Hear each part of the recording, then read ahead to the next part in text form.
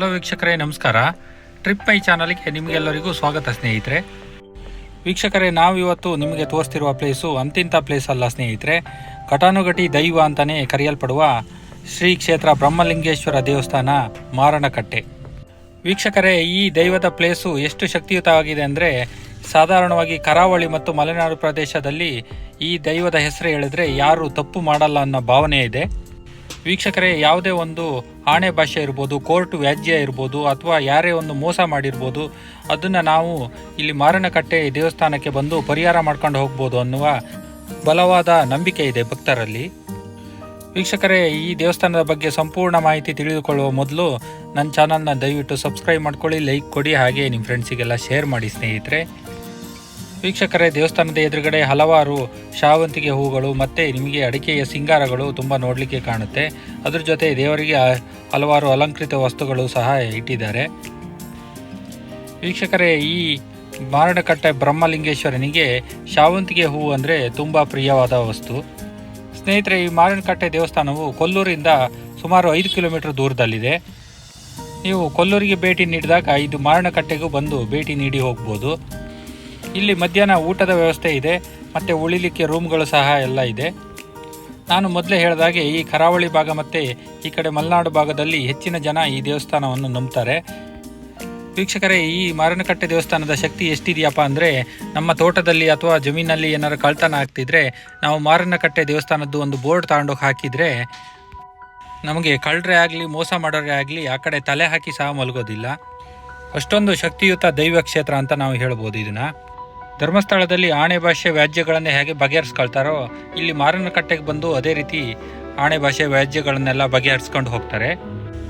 ವೀಕ್ಷಕರೇ, ಕೊಲ್ಲೂರು ಬ್ರಹ್ಮಲಿಂಗೇಶ್ವರನ ಇತಿಹಾಸ ನಾವು ನೋಡ್ಕೊಂಡು ಬರೋದಾದರೆ, ಈ ಭಾಗದಲ್ಲಿ ಮೂಕಾಸುರನೆಂಬ ಮಹಾನ್ ದುಷ್ಟ ರಾಕ್ಷಸ ಇರ್ತಾನೆ.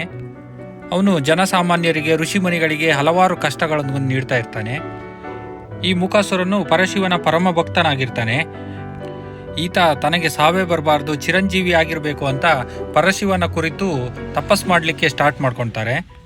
ಇದನ್ನು ಅರಿತ ದೇವತೆಗಳು ಮತ್ತು ಋಷಿಮುನಿಗಳು ಮೂಕಾಸುರನ್ನು ಚಿರಂಜೀವಿ ಆದರೆ ನಮಗೆ ಉಳಿಗಾಲ ಇಲ್ಲ ಅಂತ ಹೇಳಿ ದೇವಿಯನ್ನು ಹೋಗಿ ಬೇಡ್ಕೊಳ್ಳಲಿಕ್ಕೆ ಶುರು ಮಾಡ್ತಾರೆ. ಮೂಕಾಸುರನ ತಪಸ್ಸಿಗೆ ಒಲಿದ ಪರಶಿವನು, ನಿನಗೆ ವರ ಏನು ಬೇಕು ಕೇಳು ಅಂತೂ ಹೇಳ್ತಾನೆ. ಆ ಸಮಯದಲ್ಲಿ ಮೂಕಾಸುರನು ತನ್ನನ್ನು ಚಿರಂಜೀವಿಯಾಗುವ ವರವನ್ನು ಕೇಳಬೇಕು ಅನ್ನುವಷ್ಟರಲ್ಲಿ ಜಗನ್ಮಾತೆಯಾದ ದೇವಿ ಮೂಕಾಸುರನ ನಾಲಿಗೆ ಮೇಲೆ ಕೂತು ಬಿಡ್ತಾಳೆ. ಆ ಸಮಯದಲ್ಲಿ ಮೂಕಾಸುರನಿಗೆ ಮಾತೆ ಬರ್ದಿದ್ದ ಹಾಗೆ ಆಗುತ್ತೆ. ಕೆಲವು ಕ್ಷಣಗಳ ನಂತರ ಶಿವನು ಅದೃಶ್ಯನಾಗ್ತಾನೆ.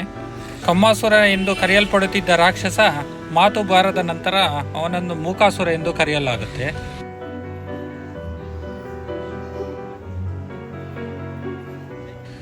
ಮೂಕಾಸುರನಿಗೆ ಪರಶಿವನಲ್ಲಿ ಯಾವಾಗ ವರ ಕೇಳಲಿಕ್ಕಾಗ್ಲಿಲ್ವೋ ಮೂಕಾಸುರನಿಗೆ ಭಯಂಕರ ಸಿಟ್ಟು ಮತ್ತು ಜಾಸ್ತಿ ಆಗ್ಬಿಡುತ್ತೆ.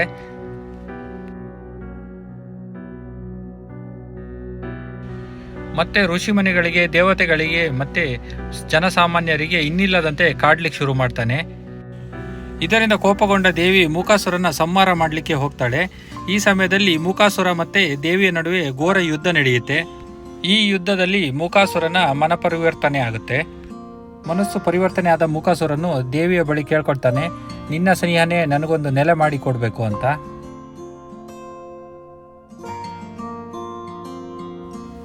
ಅದಕ್ಕೆ ಒಪ್ಪಿದ ದೇವಿ ಮೂಕಾಸುರನ ಮಾರಣ ಹೋಮಾದ ಜಾಗದಲ್ಲಿಯ ಬ್ರಹ್ಮಲಿಂಗೇಶ್ವರನಾಗಿ ನೆಲೆಸುವಂತೆ ತಿಳಿಸ್ತಾಳೆ. ಅಂದಿನಿಂದ ಘಟಾನುಘಟಿ ದೈವಗಳಲ್ಲೇ ಒಂದಾದ ಬ್ರಹ್ಮಲಿಂಗೇಶ್ವರ ಸ್ವಾಮಿಯು ಈ ಕ್ಷೇತ್ರದಲ್ಲಿ ನೆಲೆಸಿದ್ದಾನೆ.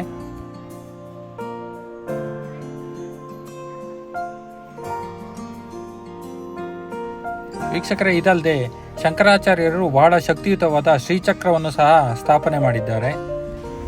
ವೀಕ್ಷಕರೇ, ಈ ದೇವಸ್ಥಾನದ ಇತಿಹಾಸ ಏನು ಅನ್ನೋದ್ರ ಬಗ್ಗೆ ನೀವು ತಿಳ್ಕೊಂಡ್ರಿ. ನೀವು ಸಹ ಇಲ್ಲಿ ಬಂದು ಭೇಟಿ ಕೊಡಿ. ದೇವಸ್ಥಾನ ತುಂಬ ಚೆನ್ನಾಗಿದೆ. ವೀಕ್ಷಕರೇ, ಈ ದೇವಸ್ಥಾನದ ಯಕ್ಷಗಾನ ಮೇಳ ಸಹ ಇದೆ. ತುಂಬ ಅಚ್ಚುಕಟ್ಟಾಗಿ ಯಕ್ಷಗಾನವನ್ನು ನಡೆಸ್ಕೊಡ್ತಾರೆ. ವೀಕ್ಷಕರೇ, ಈ ಮಾರಣಕಟ್ಟೆ ಉಡುಪಿ ಡಿಸ್ಟಿಕಲ್ಲಿ ಬರುತ್ತೆ. ಕುಂದಾಪುರ ಮತ್ತು ಕೊಲ್ಲೂರಿಗೆ ತುಂಬ ಹತ್ತಿರ ಇದೆ. ಬಸ್ಸಿನ ವ್ಯವಸ್ಥೆನೂ ತುಂಬ ಚೆನ್ನಾಗಿದೆ. ನೋಡಿ, ಇದು ದೇವಸ್ಥಾನದ ಪಕ್ಕನೇ ಭೋಜನಾಲಯ ಸಹ ಇದೆ.